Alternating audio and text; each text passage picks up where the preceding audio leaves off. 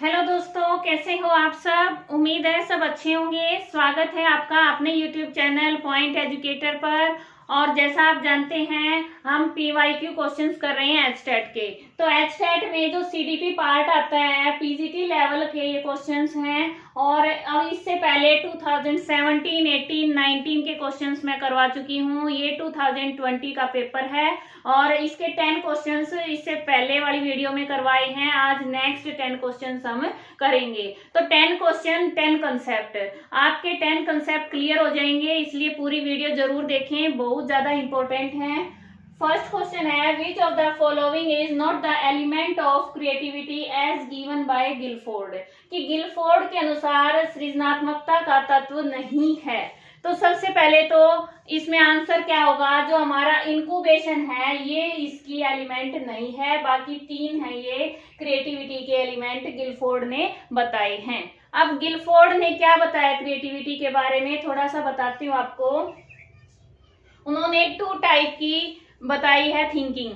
Creativity जो है उसमें 2 टाइप की थिंकिंग है, कन्वर्जेंट एंड डाइवर्जेंट।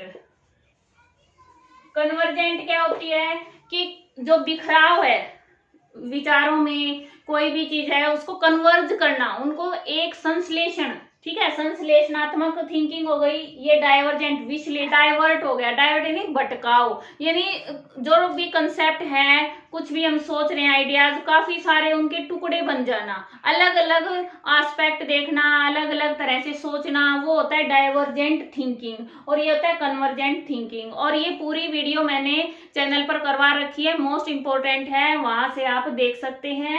अब ये जो है फ्लुएंसी, फ्लेक्सिबिलिटी, ओरिजिनलिटी, ये कौन सी के हैं, ये डाइवर्जेंट थिंकिंग है ना, उससे संबंधित है। डाइवर्जेंट थिंकिंग की ये वो है एबिलिटीज हैं, ठीक है, योग्यताएं हैं कि व्यक्ति में किस तरह की योग्यताएं होती हैं जिससे पता चले कि वो क्रिएटिव माइंड है या नहीं, वो क्रिएटिविटी है या नहीं उसके अंदर।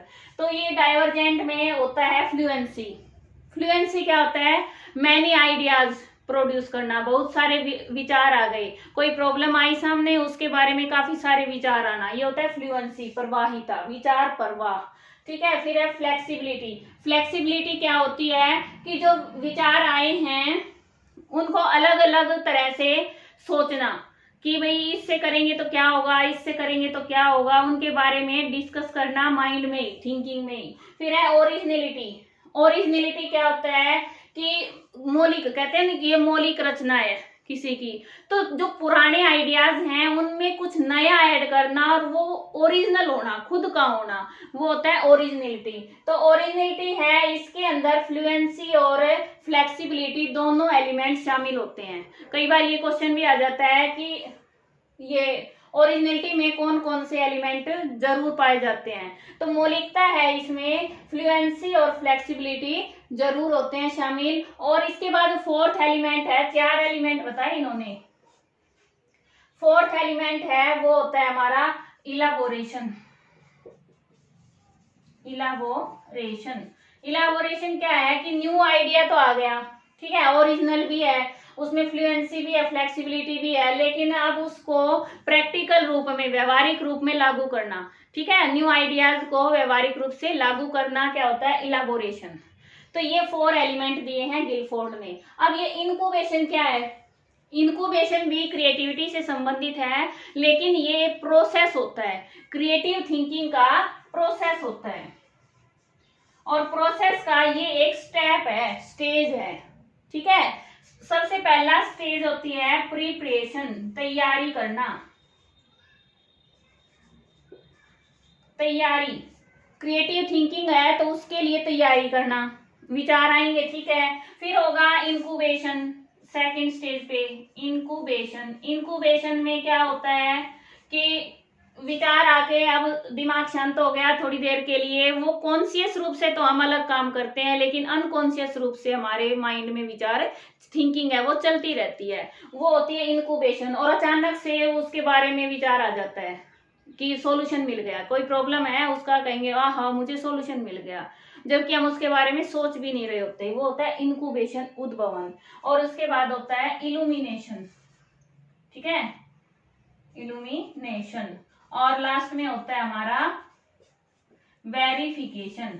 वेरिफिकेशन ये सभी मैंने वीडियो में, एक ही वीडियो में करवा रखा है और आप तो चैनल पर जाकर देख सकते हैं। ये कई बार प्रोसेस है, ये सीक्वेंस में भी पूछ लेते हैं कि फर्स्ट कौन सा है, सेकंड कौन सा, इस तरह से करना है। ठीक है, ये इसमें भी सीक्वेंस होती, फ्लुएंसी है, फिर फ्लेक्सिबिलिटी है, फिर ओरिजिनलिटी है और लास्ट में इलाबोरेशन होता है।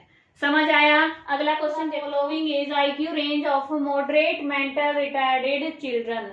मध्यम मानसिक मंदता बालकों की बुद्धि लब्धि प्रसार क्या है? अब ये क्वेश्चन है, ये 2019 में भी आया था और वहां पर मैंने जो क्वेश्चन सोल्व करवाए तब आपको एक चार्ट बनाकर समझाया था मैंने।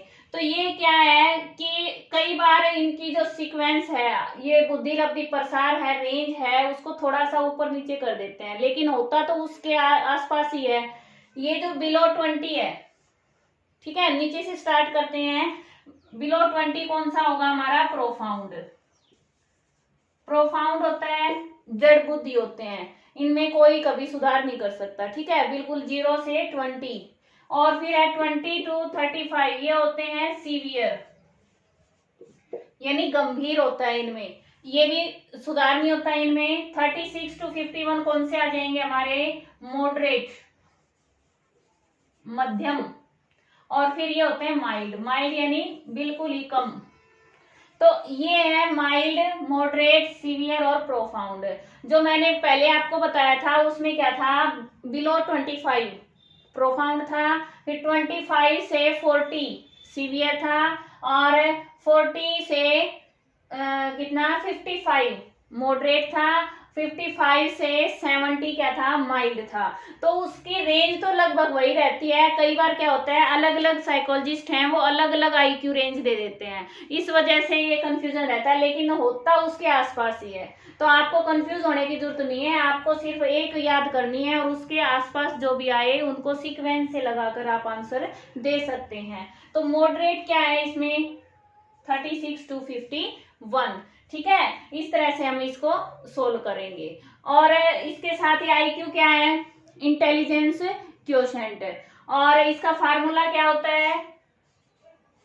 मेंटल एज अपॉन में क्रोनोलॉजिकल एज, यानी वास्तविक आयु मल्टीप्लाई बाई 100, ये इसका फार्मूला होता है। और ये किसने निकाला था फार्मूला? विलियम स्टर्न ने। ठीक है, इतना मैंने पहले भी करवा रखा है इसके बारे में, आप वो वीडियो भी देख सकते हैं। Next question, cards are used in Rorschach ink blot test. Rorschach का जो स्याही डब्बा इंक ब्लॉक टेस्ट है, उसमें कितने कार्ड हैं उनका यूज किया जाता है? अब सबसे पहले तो ये बताना पड़ेगा कि ये है क्या। रोसा इंक ब्लॉक टेस्ट है, ये है पर्सनैलिटी टेस्ट है। ठीक है, पर्सनैलिटी मेजरमेंट टेस्ट है, और पर्सनैलिटी का प्रोजेक्टिव टेस्ट है, प्रोजेक्टिव टेस्ट है। और ये किसने बनाया है? हरमन रोसा। ये स्विस साइकोलॉजिस्ट हैं, इन्होंने ये जो टेस्ट है, मेजरमेंट टेस्ट है, ये बनाया है। पर्सनैलिटी का टेस्ट है और प्रोजेक्टिव टेस्ट है। कई बार ऐसे डायरेक्ट क्वेश्चन भी आ जाते हैं। अब ये होता क्या है कि इसमें कुछ कार्ड्स, शाही डब्बा, समझ रहे हैं, इंक प्लॉट, यानी उसमें कोई पिक्चर है वो सामने नजर नहीं आती, वहां पर कुछ डब्बे से दिखाई देते हैं, और जिसका टेस्ट करवाया जा रहा है उसको कहते हैं कि इसके अंदर आपको क्या दिखाई दे रहा है। इस तरह से क्वेश्चन होते हैं उसमें। ठीक है, तो वो बच्चा, फिर बच्चा है या बड़ा है, अडल्ट है, ये 5 to अडल्टहुड के लिए यूज होता है। कितना ही बड़ा हो उसके लिए यूज हो जाएगा, 5 से शुरू होता है, 5 ईयर से। ठीक है, और इसमें 10 कार्ड्स का यूज किया जाता है। कितने कार्ड्स यूज होते हैं? 10 कार्ड्स। तो आंसर इसका हो गया 10। अब 10 कार्ड्स में कई बार क्वेश्चन आता है कि किस तरह के कार्ड होते हैं। तो 5 कार्ड हैं, वो तो होते हैं black and white. Black and white, white वैसे नीचे का जो बैकग्राउंड है ना, जैसे ये व्हाइट बोर्ड है, ऐसे व्हाइट होता है, उसके ऊपर ब्लैक होते हैं। फिर है 2 कार्ड्स हैं, वो ब्लैक एंड रेड होते हैं। और 3 कार्ड्स हैं, वो मल्टी कलर्स के होते हैं, मल्टी कलर्स। इस तरह से क्वेश्चन भी कई बार आ जाता है, तो ये ध्यान में रखना है। मेन पॉइंट मैंने आपको बता दिया है। और एक साइड में मैं एक बार 2 सेकंड के लिए फोटो भी लगा रही हूँ कि किस तरह के जो इंक ब्लॉक होते हैं वो यूज किए जाते हैं। ठीक है, हिंदी वर्जन मैंने साइड में नीचे लगाया है, आप उसमें से पढ़ लें। इंग्लिश में बोल रही हूँ। Which of the following is not the true characteristics of development. विकास की विशेषताएं बतानी है कि कौन सी नहीं है। ठीक है, तो नहीं है वो छांटनी है हमें, नोट। Development involves changes. विकास में परिवर्तन होता है तभी तो बड़े होते हैं, छोटे से बड़े होते हैं तो चेंजेस तो होते हैं, ये तो ट्रू है। फिर है early development is more critical than later development. जो स्टार्टिंग का डेवलपमेंट है, विकास है, वो ज्यादा इंपॉर्टेंट होता है जबकि बाद वाले विकास से। ये भी सही है। जैसे 3 साल तक का बच्चा है, उसका जो हाइट में सब चीजों में ग्रो होता है वो बाद के ईयर्स से ज्यादा होती है, तो ये भी सही है हमारा। Development patterns are unpredictable. Unpredictable क्या होता है कि जिनका पहले से कोई भविष्यवाणी नहीं की जा सकती, जिनके बारे में पूर्व कथन नहीं कहे जा सकते, वो होता है अनप्रिडिक्टेबल। क्या ऐसा है? नहीं है, क्योंकि ये प्रिडिक्टेबल है। हम छोटे बच्चे को देखकर बता सकते हैं कि इसका आगे कैसे डेवलपमेंट होगा, ये कैसा बनेगा। ठीक है, तो ये हमारा ऑप्शन 3 है, इसका आंसर हो जाएगा। There are individual differences in development. Development में इंडिविजुअल डिफरेंस होते हैं, सबका डेवलपमेंट अलग अलग तरीके से होता है। तो इस तरह से 3 सही है, ये हमारा गलत है। और ये वीडियो भी मैंने करवा रखी है, विकास डेवलपमेंट। ठीक है, वंशानुक्रम, वातावरण का प्रभाव, इस तरह से करवा रखी वीडियो आप देख सकते हैं। Following is indirect method of measurement of motives. तो मोटिव्स हैं जो प्रेरक हैं, उनके मापन हेतु अप्रत्यक्ष विधि कौन सी है? अप्रत्यक्ष बतानी है।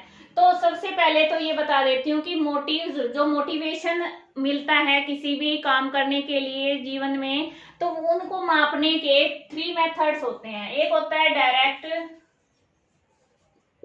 मेथड, एक इनडायरेक्ट मेथड, और एक होता है एक्सपेरिमेंटल मेथड।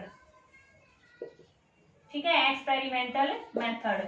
तो डायरेक्ट मेथड कौन से होंगे? जहां से जो जिसका हम इंफॉर्मेशन ले रहे हैं उससे डायरेक्ट कनेक्शन से, या फिर उसको डायरेक्ट क्वेश्चंस पुट करके हम डाटा कलेक्ट करते हैं, इंफॉर्मेशन कलेक्ट करते हैं। इनडायरेक्ट में क्या होगा कि उनको जो दिया जाएगा, चाहे वो टेस्ट है या कोई भी ये है, मान लो सेंटेंस कंप्लीटेशन जो टेक्निक है, तो उनको जो सेंटेंस दिया जाएगा वो अपनी तरफ से पूरा करेंगे, तो सब अपने नजरिए से समझेंगे। इनडायरेक्ट मेथड है ये। ठीक है, डायरेक्ट नहीं है। और फिर एक्सपेरिमेंटल, हाइपोथेसिस बनाकर एक्सपेरिमेंट के द्वारा उसको समझा जाता है कि कौन से मोटिव हैं जिनके कारण व्यक्ति है वो अचीवमेंट प्राप्त करते हैं, काम करते हैं। ठीक है, तो इसमें कौन सा आ जाएगा? Sentence completion technique.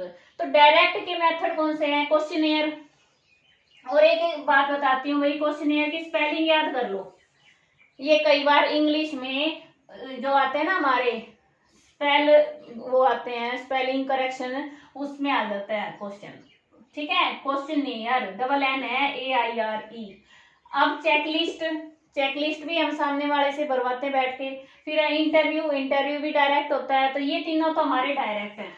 और सेंटेंस कंप्लीटेशन टेक्निक है, ये इनडायरेक्ट है। इसके साथ और भी एग्जांपल हैं इनडायरेक्ट के, जैसे हमारा अभी मैंने करवाया था इंक ब्लॉक टेस्ट, वो भी इनडायरेक्ट में आएगा। TAT भी आएगा, और कौन सा आएगा? वर्ड एसोसिएशन टेक्निक भी इसमें आएगी। तो इस तरह से जो टेस्ट हैं वो सभी आएंगे इनडायरेक्ट में। और ये questionnaire, checklist, interview, motivation scale, ये सब आएंगे डायरेक्ट में। समझ आया? अगला, following is direct method of adjustment. समायोजन का प्रत्यक्ष तरीका है। अब समायोजन का प्रत्यक्ष तरीका कौन सा है, इनमें से बताना है। अब एडजस्टमेंट को समझें कि एडजस्टमेंट क्या होता है। सिचुएशन ऑफ ए पर्सन, व्यक्ति की वह स्थिति है जहां वो अपने फिजिकली, ऑक्यूपेशनली या एनवायरनमेंट के साथ एडजस्टमेंट करता है, उनके साथ समायोजन करता है और अपने जीवन को अच्छे से चला सकता है। तो सक्सेस इन एडजस्टमेंट का मतलब क्या है कि क्वालिटी ऑफ लाइफ, ठीक है। आपने घर में भी देखा होगा कि सभी कहते हैं भाई थोड़ा सा एडजस्ट कर लो, कोई बात नहीं, वो वैसा है, उसका नेचर ऐसा है, आप थोड़ा सा एडजस्ट कर लो। तो एडजस्टमेंट यही होता है कि हम अपने जीवन में किस तरह से एडजस्टमेंट कर पाते हैं या नहीं कर पाते। तो उसकी कुछ विधियां हैं। तो इसमें पूछा प्रत्यक्ष। अब इनमें आप देखो, जो रिप्रेशन है, रिग्रेशन है, रेशनलाइजेशन है, ये सभी फ्रॉयड ने जो बताई थी मैकेनिज्म, डिफेंस मैकेनिज्म बताया था ना, वो है तीनों। कि व्यक्ति है वो कॉन्शियस या अनकॉन्शियस माइंड से अपने आप, यानी उसको सोचना नहीं पड़ता, वो अपने आप ही उनको जो हमारी अनैतिक इच्छाएं हैं या कोई भी काम है जो हम कर नहीं पा रहे, तो उस जो कुंठा से, फ्रस्ट्रेशन से, कॉन्फ्लिक्ट से बचने के लिए अपने आप ही करता रहता है अपना बचाव। ठीक है, अहम रक्षात्मक युक्तियां। तो ये तो हमारे हो गए इनडायरेक्ट, ये तो हो गए हमारे जितने भी डिफेंस मैकेनिज्म है वो सारी इनडायरेक्ट है, और इन्होंने पूछा है डायरेक्ट, तो ये हो गया हमारा डायरेक्ट। दूसरा, आप इस क्वेश्चन को सेल्फ अंडरस्टैंडिंग से समझ सकते हैं। कैसे? विड्रॉल क्या होता है कि कोई रिश्ता है उसको हम निभा नहीं पा रहे, तो उसको उससे विड्रॉल कर लिया, तो हमने प्रत्यक्ष तरीका अपनाया है, उसको छोड़ दिया। या फिर हम उसको मान लेंगे, उसकी आज्ञाकारिता, जो वो कहेंगे वैसा मान लेंगे। तो दो ही तरीके हैं, या तो उसको छोड़ दो, नहीं कर पा रहे एडजस्टमेंट, या उससे अपना यानी आज्ञा पालन कर लो सामने वाले की। तो ये तो हो गया डायरेक्ट। बाकी ये सब क्या है? इनडायरेक्ट। जैसे दमन कौन सा है, ये मैंने पहले भी करवाया है। दमन क्या होता है कि जो हमारी ऐसी कुछ जीवन की घटनाएं हैं जिनको हम याद रखना नहीं चाहते, उनको दबा देते हैं, ठीक है, उनको भूल जाना चाहते हैं। और फिर है रिग्रेशन, प्रतिगमन, कि अपने कन्फ्लिक्ट को कम करने के लिए पीछे की स्टेज में, बचपन में लौटना। ठीक है, जैसे कोई काम एकदम से हमारा काम नहीं बन रहा, हमें गुस्सा आ रहा है, पैरों को पटकना जोर जोर से, तो बच्चे पटकते हैं, तो कई बार बड़े भी करते हैं। नाखून चबाना, ठीक है, उंगली चूसना, अंगूठा चूसना, ये सभी क्या है? प्रतिगमन है। फिर है रेशनलाइजेशन। रेशनलाइजेशन होता है, जैसे आपने एक स्टोरी सुनी थी बचपन में, जो थी लोमड़ी, ठीक है, अंगूर खट्टे हैं, ग्रेप्स आर सोर, तो वो क्या है कि उसको मिले नहीं, तो अंगूर खट्टे हैं, तो वो अपने युक्तिकरण कर लिया, उसने रेशनलाइजेशन कर लिया कि हमें पता है हम वहां पर नहीं पहुंच सकते, वो कामयाब नहीं हो सकते, हम सक्सेस नहीं मिल सकती इस काम में, तो हम अपना एक बहाना बना लेते हैं, वो होता है रेशनलाइजेशन। ठीक है, तो इस तरह से ये तीनों मैंने आप, और बाकी है एक क्वेश्चन में और भी मैंने एक्सप्लेन किया था। नेक्स्ट क्वेश्चन है, which psychologist presented scientific description of individual differences in his book hereditary genius. कि हेरिडेटरी जीनियस है ना, ये बुक का नाम है, ठीक है, ये ऐसे ही आया था हिंदी में भी। और इसमें जो इंडिविजुअल डिफरेंसेस हैं, व्यक्तिगत विभेद होते हैं, उनके बारे में साइंटिफिक डिस्क्रिप्शन किसने दी है।